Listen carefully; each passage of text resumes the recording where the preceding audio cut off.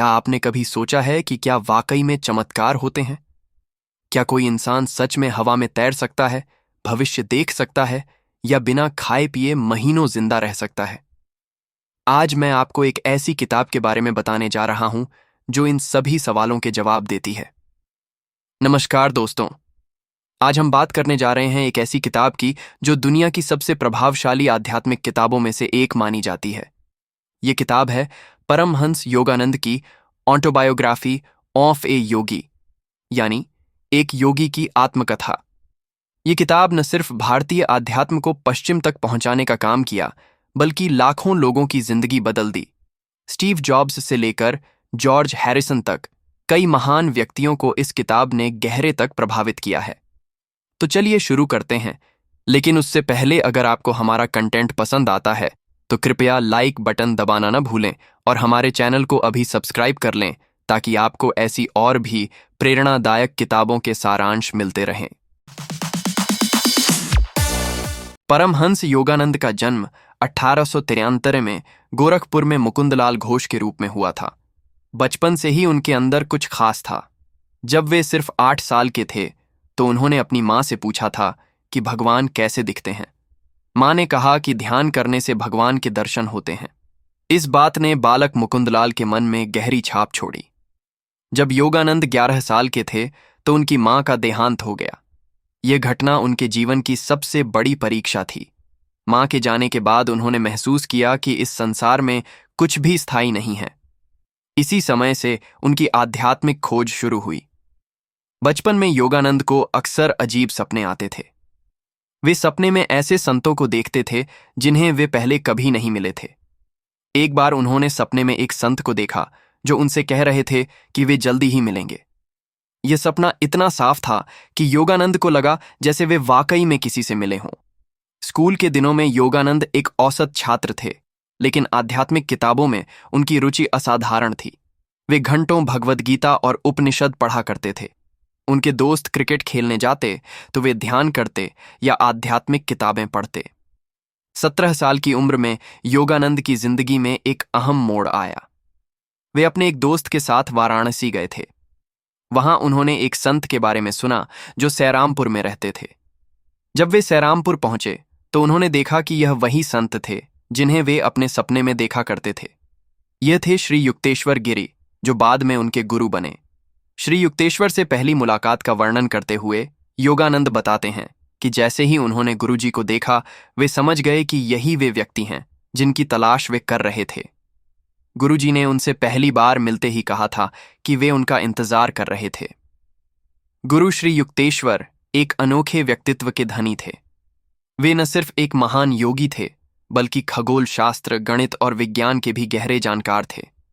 उन्होंने योगानंद को सिखाया कि आध्यात्म और विज्ञान दो अलग चीजें नहीं हैं, बल्कि एक ही सत्य के दो रूप हैं। गुरुजी ने योगानंद को क्रिया योग की दीक्षा दी। क्रिया योग एक खास तरीका है सांस लेने का, जिससे व्यक्ति की चेतना तेजी से विकसित होती है। योगानंद बताते हैं कि क्रिया योग का अभ्यास करने से उन्हें ऐसे अनुभव हुए जो शब्दों में बयान करना मुश्किल है। गुरुजी के साथ रहते हुए योगानंद ने कई अद्भुत चीजें देखीं। एक बार गुरुजी ने उन्हें दिखाया कि कैसे ध्यान की शक्ति से भौतिक चीजों पर नियंत्रण पाया जा सकता है। उन्होंने एक मच्छर को सिर्फ अपने मन की शक्ति से गिराया था। योगानंद अपनी किताब में महावतार बाबा जी का भी जिक्र करते हैं। बाबा जी एक ऐसे महान योगी थे जो सदियों से जिंदा हैं। योगानंद के अनुसार बाबा जी ने क्रिया योग की परंपरा को फिर से जिंदा किया। बाबा जी की उम्र का अंदाजा लगाना मुश्किल है क्योंकि वे सदियों से अपने शरीर को युवा बनाए रखे हैं। योगानंद बताते हैं कि बाबा जी कभी कभार अपने शिष्यों के सामने प्रकट होते हैं। उनके पास अद्भुत शक्तियां हैं और वे जरूरत पड़ने पर अपने शिष्यों की मदद करते हैं। एक बार जब योगानंद हिमालय में खो गए थे तो बाबा जी ने ही उनकी मदद की थी। योगानंद की किताब में लाहिड़ी महाशय का भी विशेष स्थान है। लाहिड़ी महाशय बाबा जी के शिष्य थे और श्री युक्तेश्वर के गुरु थे। वे एक सरकारी नौकर थे, लेकिन साथ ही एक महान योगी भी थे। उन्होंने दिखाया कि गृहस्थ जीवन जीते हुए भी उच्चतम आध्यात्मिक अवस्था पाई जा सकती है। लाहिड़ी महाशय के बारे में एक दिलचस्प बात यह थी कि वे बिल्कुल सामान्य इंसान की तरह दिखते थे। कोई उन्हें देखकर नहीं कह सकता था कि वे एक महान योगी हैं, लेकिन जो लोग उनके करीब आते थे वे उनकी आध्यात्मिक शक्ति को महसूस करते थे। योगानंद ने अपनी किताब में कई चमत्कारिक घटनाओं का वर्णन किया है। एक बार उन्होंने एक ऐसे योगी को देखा जो महीनों तक बिना खाए पिए रह सकते थे। एक और योगी था जो अपनी सांस रोककर कई घंटे तक पानी के अंदर रह सकता था। इन सभी घटनाओं को बताते हुए योगानंद कहते हैं कि यह सब जादू टोना नहीं है, बल्कि प्राकृतिक नियमों का गहरा ज्ञान है। जब कोई व्यक्ति अपनी चेतना को बढ़ा लेता है तो वह प्रकृति के छुपे हुए नियमों को समझ जाता है। 1920 में योगानंद को अमेरिका जाने का मौका मिला। वे बोस्टन में होने वाली धर्म संसद में भाग लेने गए थे। अमेरिका पहुंचकर उन्होंने महसूस किया कि यहाँ के लोग भौतिक सुख सुविधाओं में खुश तो हैं, लेकिन अंदर से खाली हैं। अमेरिका में योगानंद ने योग और ध्यान की शिक्षा देना शुरू किया।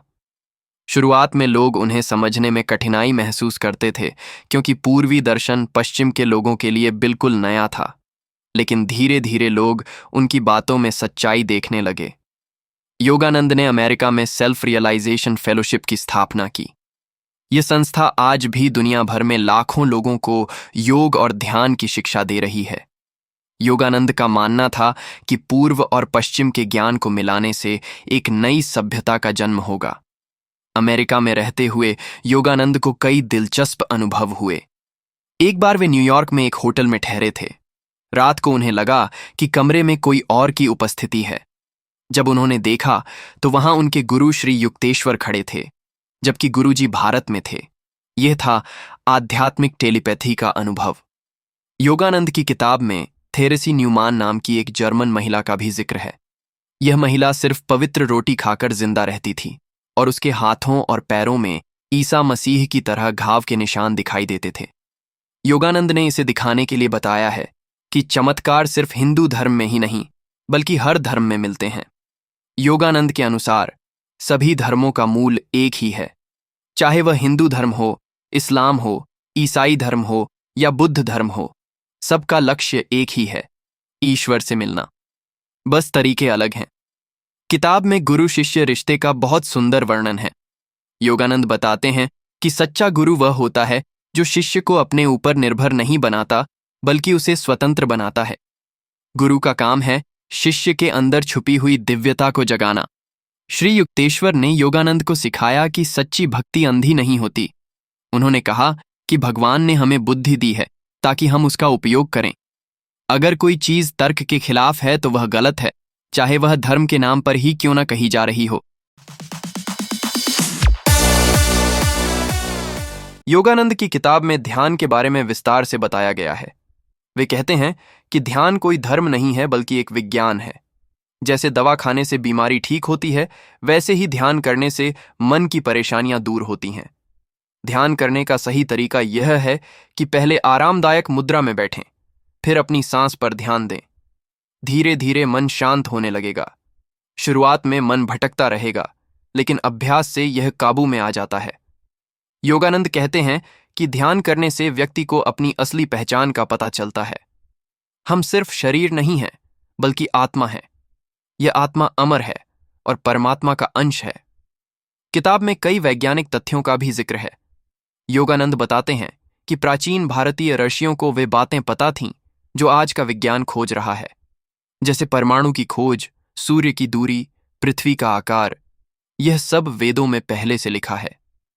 योगानंद के अनुसार योग का मतलब सिर्फ शारीरिक व्यायाम नहीं है। योग का मतलब है जुड़ना, आत्मा का परमात्मा से जुड़ना। जब यह जुड़ाव हो जाता है तो व्यक्ति को सच्ची खुशी मिलती है। किताब में कई दिलचस्प किस्से हैं। एक बार योगानंद एक ट्रेन में सफर कर रहे थे। उनके सामने एक व्यक्ति बैठा था जो बहुत परेशान दिख रहा था। योगानंद ने मन ही मन उसके लिए प्रार्थना की। कुछ देर बाद वह व्यक्ति शांत हो गया और खुशी से मुस्कुराने लगा। यह था मानसिक तरंगों की शक्ति। योगानंद बताते हैं कि हमारे विचार तरंगों के रूप में फैलते हैं। अगर हम किसी के बारे में अच्छा सोचते हैं तो वह व्यक्ति को अच्छा महसूस होता है। इसी तरह बुरे विचार भी दूसरों को प्रभावित करते हैं। कर्म के बारे में योगानंद कहते हैं कि यह एक वैज्ञानिक नियम है। जैसे न्यूटन ने कहा था कि हर क्रिया की बराबर और विपरीत प्रतिक्रिया होती है, वैसे ही हमारे हर काम का नतीजा हमें भुगतना पड़ता है। अच्छे काम का अच्छा नतीजा मिलता है और बुरे काम का बुरा।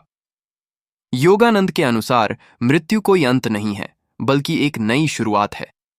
जैसे हम रात को कपड़े बदलते हैं, वैसे ही आत्मा शरीर बदलती रहती है। मृत्यु सिर्फ एक द्वार है जहां से आत्मा नई यात्रा शुरू करती है। पुनर्जन्म के बारे में योगानंद कई उदाहरण देते हैं। वे बताते हैं कि कभी कभी लोग अपने पिछले जन्म की बातें याद करते हैं। यह इस बात का प्रमाण है कि आत्मा का अस्तित्व शरीर के बिना भी है। योगानंद की किताब में भोजन के बारे में भी महत्वपूर्ण बातें हैं। वे कहते हैं कि जो भोजन हम खाते हैं वह सिर्फ हमारे शरीर को ही नहीं, बल्कि हमारे मन को भी प्रभावित करता है। शुद्ध और सात्विक भोजन से मन भी शुद्ध होता है। योगानंद के अनुसार मांसाहार से बचना चाहिए क्योंकि इससे हिंसा की भावना बढ़ती है। जो लोग शाकाहारी होते हैं वे ज्यादा शांत और दयालु होते हैं। यह बात आज के वैज्ञानिक शोधों से भी साबित हो चुकी है। किताब में प्रेम के बारे में बहुत सुंदर बातें हैं। योगानंद कहते हैं कि सच्चा प्रेम वह है जो बिना शर्त के हो। मां का बच्चे के लिए प्रेम सच्चे प्रेम का उदाहरण है। ईश्वरीय प्रेम भी इसी तरह निस्वार्थ होता है। योगानंद के जीवन में एक दुखद घटना तब हुई जब उनके गुरु श्री युक्तेश्वर का देहांत हो गया। लेकिन योगानंद बताते हैं कि मृत्यु के बाद भी गुरुजी उनसे मिलते रहे। एक बार तो वे भौतिक रूप में प्रकट हुए और योगानंद से बात की। इस अनुभव से योगानंद को पता चला कि मृत्यु के बाद भी चेतना का अस्तित्व रहता है। जो लोग उच्च आध्यात्मिक अवस्था में पहुंच जाते हैं वे चाहें तो मृत्यु के बाद भी अपने प्रियजनों से मिल सकते हैं। योगानंद अमेरिका में कई साल रहने के बाद भारत वापस आए। यहां आकर उन्होंने देखा कि भारत में आध्यात्मिक परंपराएं कमजोर होती जा रही हैं। इससे उन्हें दुख हुआ, लेकिन वे जानते थे कि यह समय का चक्र है। भारत में योगानंद ने रांची में एक स्कूल शुरू किया जहां बच्चों को आधुनिक शिक्षा के साथ साथ आध्यात्मिक संस्कार भी दिए जाते थे। उनका मानना था कि शिक्षा सिर्फ किताबी ज्ञान नहीं है, बल्कि व्यक्तित्व का विकास है। योगानंद कहते हैं कि असली शिक्षा वह है जो व्यक्ति को बेहतर इंसान बनाए। अगर कोई व्यक्ति बहुत पढ़ा लिखा है लेकिन दयालु नहीं है तो वह शिक्षा अधूरी है।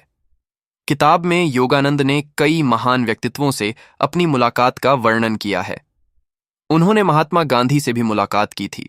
गांधी जी के बारे में वे कहते हैं कि वे एक सच्चे कर्म योगी थे जो अपने आदर्शों के लिए जिए। योगानंद के अनुसार गांधी जी में सच्ची आध्यात्मिकता थी क्योंकि वे सिर्फ अपने लिए नहीं बल्कि पूरी मानवता के लिए काम करते थे। यही सच्चे योगी का लक्षण है। किताब में रविंद्रनाथ टैगोर का भी जिक्र है। योगानंद कहते हैं कि टैगोर में कवि और संत दोनों के गुण थे। उनकी कविताओं में आध्यात्मिक गहराई थी जो उनकी आंतरिक अनुभूति से आती थी।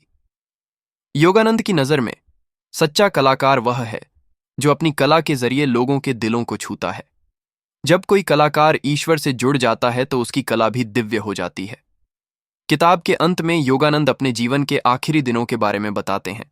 वे कहते हैं कि उन्होंने अपना काम पूरा कर दिया है। पूर्व और पश्चिम के बीच आध्यात्मिक सेतु बनाने का काम वे कर चुके थे। योगानंद का मानना था कि भविष्य में पूरी दुनिया एक धर्म को मानेगी, प्रेम का धर्म। जब लोग समझ जाएंगे कि सभी धर्मों का सार एक ही है तो धर्म के नाम पर होने वाले झगड़े खत्म हो जाएंगे। इस महान किताब से हमें कई अहम सीख मिलती है। पहली सीख ये है कि हर इंसान के अंदर दिव्यता छुपी हुई है। ध्यान और आध्यात्मिक अभ्यास से इस दिव्यता को जगाया जा सकता है। दूसरी सीख यह है कि सभी धर्म एक ही सत्य को अलग अलग तरीकों से बताते हैं। तीसरी सीख यह है कि गुरु का महत्व अपार है, लेकिन अंततः हर व्यक्ति को अपना रास्ता खुद बनाना होता है। चौथी सीख यह है कि चमत्कार वास्तविक हैं, लेकिन वे प्राकृतिक नियमों के अनुसार ही होते हैं।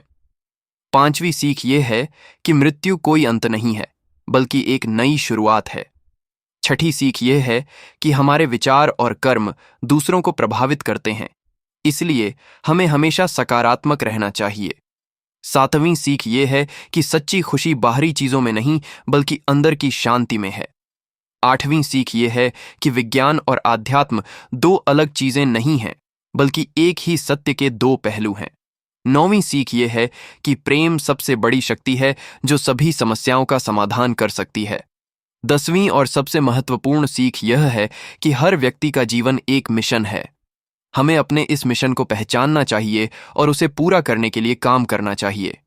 योगानंद का जीवन इस बात का जीता जागता उदाहरण है कि कैसे एक व्यक्ति अपने मिशन को समझकर दुनिया को बदल सकता है। दोस्तों, ऑटोबायोग्राफी ऑफ ए योगी सिर्फ एक किताब नहीं है, बल्कि जीवन जीने की एक राह है। यह किताब हमें सिखाती है कि इंसान के अंदर असीमित शक्तियां हैं और सही दिशा मिलने पर वह कुछ भी कर सकता है।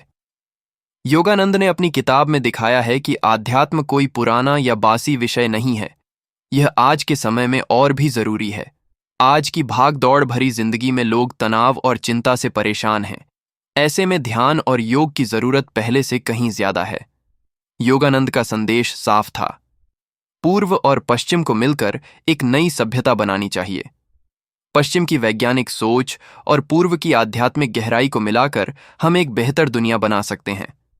इस किताब की सबसे खास बात यह है कि यह किसी खास धर्म का प्रचार नहीं करती। योगानंद ने दिखाया है कि सत्य सभी धर्मों में मौजूद है। चाहे आप हिंदू हों, मुसलमान हों, ईसाई हों या किसी और धर्म को मानते हों, इस किताब की सीख सबके काम की है। योगानंद कहते हैं कि असली तीर्थ यात्रा बाहर जाकर नहीं बल्कि अंदर जाकर की जाती है। मंदिर, मस्जिद, चर्च ये सब बाहरी जगह हैं। असली मंदिर तो हमारे दिल में है, जहां ईश्वर बसता है। इस किताब को पढ़ने के बाद आपको लगेगा कि जिंदगी में कुछ भी असंभव नहीं है। अगर आप सच्चे दिल से कोशिश करें और सही दिशा में काम करें तो आप भी अपने सपने पूरे कर सकते हैं। योगानंद का जीवन इस बात का सबूत है कि एक साधारण इंसान भी असाधारण काम कर सकता है।